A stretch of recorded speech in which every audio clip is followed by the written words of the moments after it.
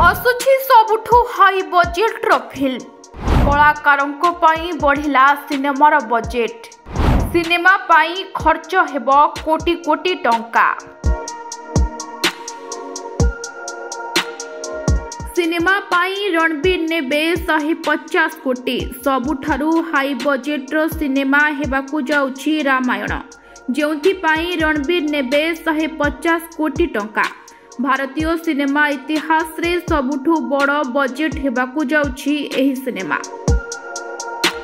दर्शक बंधु आगकु आसीबाकु जाउछि नितेश तिवारी को बहु चर्चित सिनेमा रामायण जहार टीजर जारी हेबा परे दर्शक एहाकु नेई बेस उत्साहित थिबा देखिबाकु मिलिछि।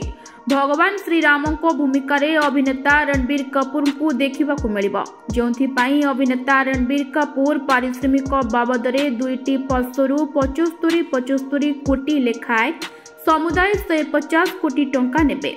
सिनेमार टीजर जारी हेबा परे विशेष करे हार संगीत उच्च कोटीर VFX दर्शकों को खूब मात्रा रे पसंद आछि जहाकू देखिबा परे दर्शके सिनेमार रिलीज को बहुत सार सहित अपेक्षा करिसंते।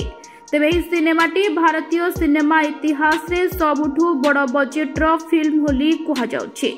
एथिरे 2टी पार्टर निर्माण रे पाखा पाखी 1600 कोटी टंका खर्च होई पारे बोली अनुमान करा जाउछि।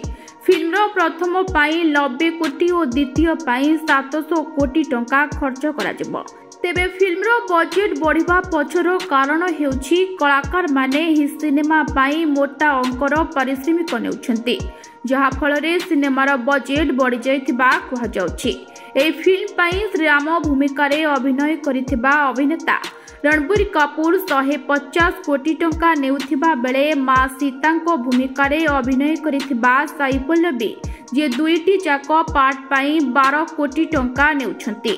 तेबे रावण भूमिका रे अभिनय करिथिबा यश एही सिनेमा पाई केते पारिश्रमिक नेउछंती ताहा एजाय स्पष्ट होय नाही। तथापि से 200 रु अधिक कोटी टंका दाबी करि पारंती बोली आलोचना करा जाउछि।